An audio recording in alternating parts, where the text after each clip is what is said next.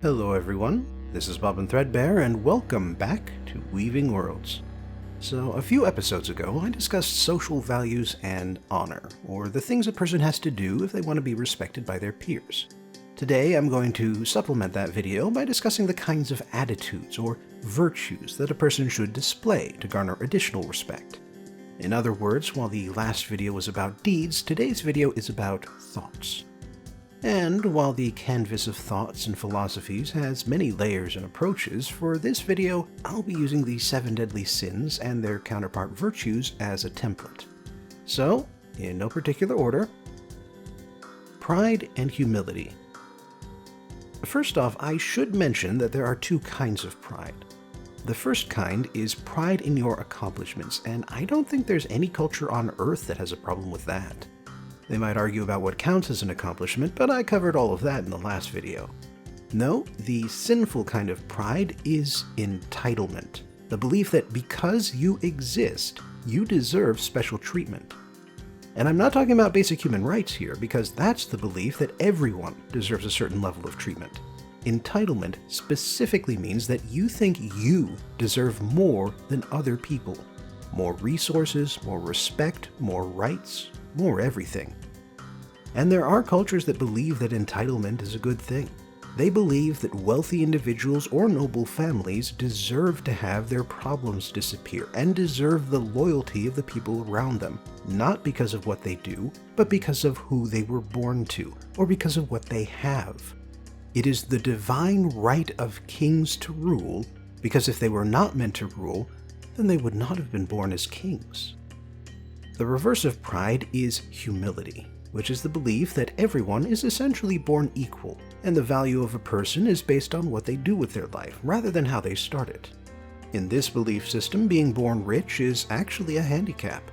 If someone is born poor but builds a $100 million company, then that's a major accomplishment.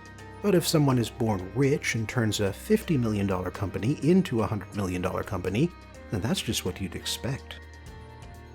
Greed and generosity. Greed is the desire to accumulate resources simply for the sake of having them. It's not for the sake of putting them to use, because then you would lose your resources, and it's not for the sake of giving yourself a comfortable life, because past a certain point, more resources don't give you more comfort. Instead, increasing your net worth is its own reward, and a culture that values greed will praise those who get their numbers high, even if those numbers are, in a practical sense, meaningless.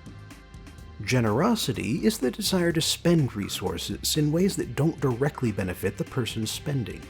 There is an emotional reward you get from helping others, but as far as generosity is concerned, that's the only reward that doesn't count. So, while donating to a university to ensure your kids can all get in is a little generous, donating to a cancer research lab, anonymously, even though none of your relatives died from cancer, is much more generous. A culture that values generosity has a bit of a paradox to work through, since the more you publicize a generous act, the less generous it becomes. But in general, the culture will encourage its members to donate at every opportunity. Lust and chastity. Lust is the desire to have intercourse at every opportunity, regardless of any relationship status, and in some cases, regardless of the consent of all of the involved parties. A culture that embraces lust will tend to make both marriage and divorce easier, and it won't be bothered by extramarital relationships. It would also allow legal prostitution and accept other aspects of the sex industry, but then it might also consider rape to be a non-issue. A lot of this stuff can also get caught up in gender politics, which is beyond the scope of this video, so let's leave it at that. Chastity is the desire to commit yourself to a single physical relationship, and while love and romance are preferred, they are not strictly necessary. The commitment is the most important part, and preferably that commitment is to a single person in one's entire lifetime, even if that person dies young or rejects you for someone else. Cultures that value chastity will make divorce difficult, and they will shun or arrest people who commit adultery. Gluttony and Temperance. Gluttony is associated with overeating, but it's more than that. Gluttony is the desire to consume, and moreover, it's also the desire to let everyone know how much you consume.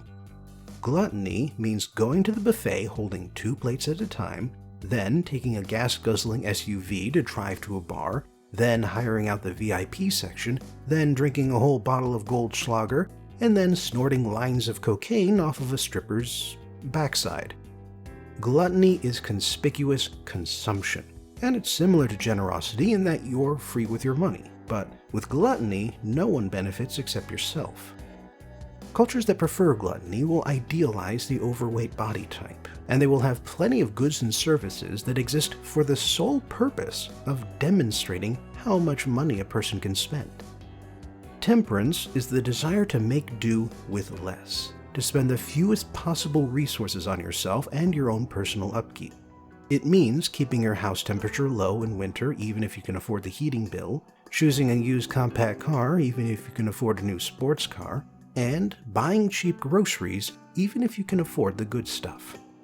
Cultures that value temperance consider saving money to be more important than spending it, and they will provide opportunities for people to brag about how little they pay in monthly bills.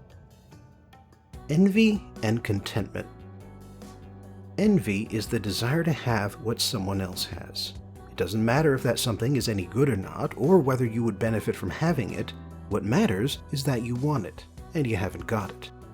Cultures that value envy prefer to call it ambition, and they tend to have issues with backstabbing and lots of turnover among leadership positions. Envy is also widely used by advertisements as a way to manipulate people into buying products they don't need and wouldn't otherwise want. Because of that, envy often goes hand in hand with gluttony. Contentment is a lack of a desire. It is the feeling of satisfaction you get when all of your needs and wants are met and you have no desire for anything else. Cultures that value contentment tend to mostly value it in the lower classes, mostly because it makes it easier for people to live in rotten conditions without complaining or rising up against their rulers. Wrath and patience. Wrath is the desire to harm others, regardless of what the reason for the harm might be or what shape the harm takes. In general, wrath as a virtue and war as a pastime tend to go hand in hand, and a culture that values wrath will also value the prestige that comes from battle, raids, and duels. And while there is no prestige in committing domestic violence, a culture that values wrath will tend to look the other way when it happens. Patience is another lack of desire. It is a willingness to wait for some future benefit and to put up with discomforts and annoyances along the way. Much like temperance, patience is a virtue that cultures specifically cultivate among the lower classes, since if you can convince them to be patient for their entire lives, you don't have to give them anything. That being said, patience is also a valuable trait for inventors, scientists, and other professions that need to think about the big picture. Sloth and Diligence. Sloth is the desire to do nothing, to save one's energy for a future effort, or better yet, for no effort at all.